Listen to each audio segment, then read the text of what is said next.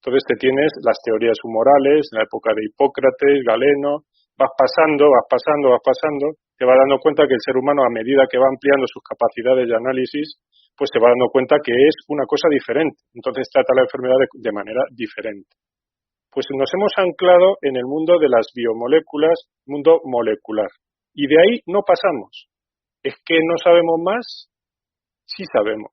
Sabemos de qué están compuestas las moléculas y los átomos y las partículas subatómicas. Lo sabemos. ¿Por qué ese conocimiento no pasa al mundo de la medicina? Para cuidar enfermedades, para entender cómo enferma el hombre. ¿Por qué razón, Patricia? Eso es top secret. Es decir, solamente accede a ese conocimiento la persona que es un poco curiosa y se forma por su cuenta. Ese conocimiento no está al alcance de la gente. Se nos priva de ese conocimiento por alguna razón. Ese conocimiento es muy valioso. Probablemente estemos asistiendo a una de las razones por las cuales ese conocimiento no está generalizado. ¿Comprendes? Es que imagínate que le quiero yo explicar aquí a un agricultor que las ondas le están haciendo y me mira como si hubiera venido del planeta, no sé, X824. Es decir, me mira diciendo, ¿este tío de qué me habla? Si la gente supiera lo que son las ondas, si supiera que nosotros somos ondas, que estamos compuestos de ondas, diría, tiene razón este hombre, claro, me está advirtiendo, claro. ¿Te das cuenta? No se puede proteger a aquel que no conoce, que no sabe. El conocimiento es vida y es muerte. Si lo tienes, te salvas. Si no lo tienes, no te salvas. Bueno, cerramos el paréntesis y seguimos con el tema que decíamos, el tema de los endotelios. Estas fases son las fases de los tromboembolismos. Es decir, se forman trombos en la pared, los trombos se desprenden, producen émbolos, pero es que aunque no se desprendan, son tan extensos que los vasos se colapsan. Y la muerte viene rápidamente. Son gente que muere, pero vamos, en cuestión de horas. Eso ocurre al cabo de unas semanas de haber sido potentemente irradiado. Pero tienen los endotelios de las arterias. Y claro, esto no es lo mismo. Las arterias no es una cuestión de circulación venosa y hacer un trombo en una pierna, no. Estás hablando de que las arterias tienen, en general, los órganos más sensibles tienen una circulación que se llama terminal. No hay ramos colaterales y hay una arteria que se bloquea. El riego no llega a una cierta parte de ese órgano y va a morir. Son los infartos, las necrosis miocárdicas, las necrosis cerebrales o el infarto de miocardio o cerebrales. Es decir, que la gente se muere igual, al cabo de unas semanas, con cosas rarísimas. Eso yo lo he visto aquí también. Ay, perdón. Bueno, pues esa sería la fase, hemos dicho, subaguda, que eso está en cosa de semanas. Bueno, pues ya está, ya tenemos la fase subaguda, ya la hemos vivido, ya nos hemos quedado tranquilos porque eso ocurrió más o menos se me olvidó decir, los endotelios que revestían las cavidades serosas eso ha sido algo muy curioso. Es que es una de las cosas que no sé por qué a los otros no les ha llamado la atención, pero a mí me ha llamado mucho la atención. Es muy raro ver pericarditis, derrames pleurales, y sin embargo aquí me vienen los informes del hospital, y por insuficiencia cardíaca. O sea, llevo casi 30 años viendo gente y es raro que vean una insuficiencia cardíaca con eso, que se ven, no digo que no, pero es que esto es que es muy frecuente últimamente. Es que no se han preguntado por qué. Claro, esta gente, la mayoría se acompañan estos cuadros con un síndrome que más tarde os voy a describir, que es el de la hipoxia silente, que le llaman ellos. Pues nada, ya tenemos la tercera, digamos, forma de enfermar o etapa de la enfermedad, y la cuarta es la parte crónica, que son ya meses, semanas, o sea, meses. Estamos en ella, la parte crónica. No nos han dejado respirar que vuelvan al ataque. Es decir, se van a mezclar 2 olas, se van a mezclar los cuadros aún más. Pues bueno, en la fase crónica lo que estamos viendo, ¿a alguno le suena la palabra miocarditis, que está de moda ahora mismo en deportistas y gente normal? No, es que la miocarditis, eso no se oía hablar al principio, se oía hablar ahora. No sé, Patricia, ¿habéis oído hablar de esto? Miocarditis y tal. Sí, es como los asintomáticos. Yo antes no había oído hablar de los asintomáticos, ya los hablo mucho de asintomáticos. Pues están a la moda, creo que están deportistas y tal. No, es que la miocarditis, ¿por qué no hablaban al principio de miocarditis? Porque los miocitos, que son las células del músculo, incluido el músculo cardíaco, son mucho más resistentes a la radiación que los endotelios, por ejemplo. Y por eso los miocitos del corazón, que son aún más perfeccionados y más sensibles que el resto de los músculos del cuerpo, estos han caído 2-3 meses después de que el cuadro empiece. Luego añade a la lista de cuadros itis la miocarditis, inflamación del tejido muscular cardíaco. Añádele también a los casos crónicos la fibrosis del tejido pulmonar. La fibrosis no es otra cosa que el médico que decíamos antes, que se llamaba el doctor inflamación, que viene a reparar todos los daños que se han causado en el pulmón. Y al repararlos, pobre hombre, es que no sabe hacerlo mejor. ¿Y qué hace? Reemplaza el tejido que ha sido tocado a fondo por un tejido que no es útil, un tejido que no es sano, no es de buena calidad.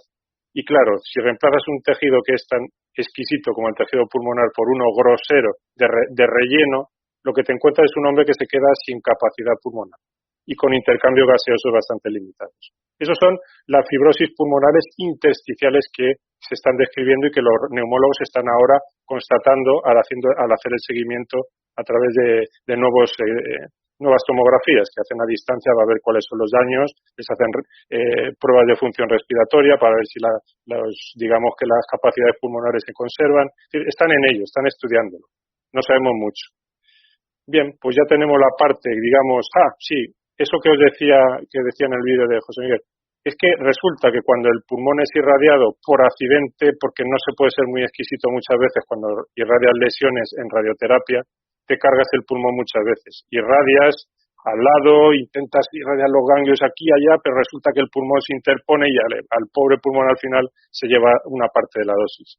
Pues los pobres pacientes que reciben ese tipo de radiación iatrogénica, es decir, a causa del tratamiento, pues esos pulmones reciben, o sea, el cuadro que se manifiesta es una neumonitis por irradiación, que provoca exactamente los mismos síntomas del COVID, es decir, la tos seca, la disnea,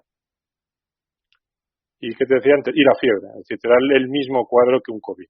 Lo que ocurre es que en el COVID esto se presenta por irradiaciones de mucho menor energía, pero claro, se presenta también, porque la gente se irradia durante varios días digamos que la irradiación no es de la misma potencia, pero es más mantenida en el tiempo. Por eso al final no resulta quemado el paciente, pero su pulmón cae, claro, con un cuadro que digamos que desde el punto de vista de las lesiones anatomopatológicas es muy parecido.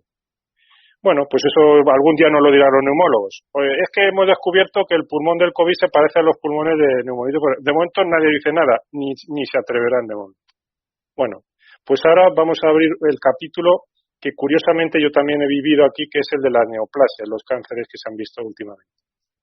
Para una persona que no tiene un número de pacientes muy elevado, para mí un solo caso de una enfermedad que no veo nunca es una alarma, digamos que joder, perdona porque como hablo en francés todos los días y tengo que recuperar el español, no encuentro las palabras. Es una especie de signo de alerta. Cuando yo veo un paciente, un tipo de enfermedad que no he visto nunca, a mí eso me choca y me alarma. Por ejemplo, en 20 años que llevo aquí nunca he visto una leucemia aguda fulminante. Pues precisamente he visto una en el mes de mayo y la mujer, la pobre paciente, ha durado un mes. Y he visto otra neoplasia cuyo diagnóstico ignoro, porque tanto de la una como de la otra no he recibido todavía los informes, y ya hace 3 meses que han fallecido, no sé tampoco por qué, pero bueno, deben de estar haciéndolos todavía. Sé lo que sé porque sus familiares me lo han dicho. Entonces, tengo 2 pacientes que han muerto de neoplasias, que son muy frecuentemente, la otra ha debido de ser un tema de linfangioma, una cosa rara que se da también en cuadros de irradiación. Pues eso, 2 personas han fallecido en cuestión de semanas, cosa que yo nunca he visto aquí y que confesaron los médicos también del hospital que habían visto muy pocos casos. Añádele a este tema de las neoplasias, no entro en las que estoy viendo últimamente, que bueno, las puedo colar un poco como que son las habituales, vale, no se sale un poco de la norma. Pero esas 2 me han llamado la atención porque fueron muy, muy inmediatamente después del confinamiento y duraron muy pocos días. Y las 2 tienen una relación con fenómenos de irradiación. Luego tenemos el caso de los abortos espontáneos que se dieron muchísimos en esta época, según me llegó por la vía de la comadrona de aquí de la zona. Otra cosa rara, ¿verdad? El COVID también hace abortos espontáneos, también, ¿verdad? Vale. Bueno, pues como os digo, yo no tengo una enorme clientela, porque aquí los pacientes son clientes. Bueno, pero yo me doy cuenta de cuando las cosas se salen de lo normal. Lo que yo observo tiene que tener alguna explicación, ¿no? Para eso me han dado un cerebro y un título. Y entonces es cuando he empezado a hilar fino en este sentido. Digo, bueno, aquí pasan cosas raras. ¿Por qué está muriendo la gente así? ¿Por qué está enfermando la gente así? Entonces empecé al mismo tiempo que iba recopilando los datos clínicos de estas personas que me estaban llamando mucho la atención. Si os dais cuenta, el cuadro ha sido explicado sin ningún problema desde el punto de vista radiológico, radiomédico. Lo has explicado. Ahora mismo, cuando veáis pacientes COVID de aquí a allí, diréis, bueno, ¿en qué estado está este hombre cuando es COVID? Ya os vais haciendo una idea, ¿no? Es más fácil entender así el cuadro. Bueno, pues ahora digo que aparte de eso yo voy recopilando información, como si fuera Sherlock Holmes, con mis pacientes voy preguntando, ¿y usted qué ha visto? Y tal, yo hablo mucho con los pacientes, pierdo el tiempo, entre comillas, otros ganan dinero, yo pierdo el tiempo. Y voy hablando y discutiendo y voy sacando información de aquí y de allá. Pues los pacientes me han ido contando cosas. Y la cosa que más me llamó la atención no me la contó ningún paciente, la vi por azar. Me pusieron delante de las narices un periódico el 24 de junio de este verano en el cual se decía que las torres de telefonía ardían. Y ardían desde diciembre. Ah, qué coincidencia, hombre, desde diciembre. Porque es que resulta que desde diciembre yo estoy viendo casos que pueden ser perfectamente atribuidos a esta enfermedad. Hasta el extremo que los pacientes cuando me vuelven a ver al cabo de los meses dicen, oiga, yo creo que tuve el COVID ese, ¿eh? Y yo les digo, me parece que sí. Yo no sé cuántos chinos se paseaban por aquí en el mes de diciembre. Creo que ninguno. Y sin embargo, en diciembre ya teníamos aquí casos que pudieran ser COVID. Todos cerca de las antenas. Uno de los abuelitos falleció a unos metros de una antena. Ese abuelito no supe nunca qué me había hecho. Sabía que no era una insuficiencia cardíaca, que no era un edema de pulmón, porque es que lo habían mandado al cardiólogo de urgencia cuando vio el cuadro. Me lo devolvió el cardiólogo diciendo, no es una insuficiencia cardíaca, cuídalo tú. Yo lo cuidé y cuando vi que aquello se iba de madre, lo vuelvo a mandar al hospital y ya no salió el pobre. Neumonía bilateral seguro por la auscultación que tenía. Bueno, pues os dais cuenta de ser un médico perdido en el campo que no ve excesivamente mucha gente, saca mucha información de lo que ve, de lo que observa y de lo que le dice la gente. Pues esta gente, como te decía, encuentro un día ese periódico que me habla que las antenas arden. Digo, qué coincidencia. Pero es que como hacemos guardias hasta 60 kilómetros digamos, de radio, me encontré un paciente un día a 60 kilómetros de aquí que llevaba, pues, era el mes de abril, por ahí, pues llevaba 3 o 4 meses tosiendo. Y el médico le había dicho, claro, está la gente mosqueada con el tema, de, pero oiga, es que, y claro, su mujer, y un abuelito, esto no será un COVID, ¿no? Y el médico, mi compañero, dice, no, hombre, aquí no hay ningún COVID, estos son granjas aisladas, ¿no? Aquí no hay casos COVID, ¿por qué va a ser usted un COVID? Lo trató con antibióticos ahí, pero a lo menos salía. Y cuando yo lo vi, estaba, pues, malísimo. Así es que ese me puso sobre la pista también. Digo, ¿cómo? Y ya me dijo, es que yo en diciembre ya empecé a toser. Digo, ¿otro más en diciembre con el mismo cuadro? ¿Os dais cuenta? Un caso, otro caso, 3 casos. Y eso para alguien que está habituado a ver rara vez estas cosas te pone los pelos de punta. ¿Qué pasa aquí?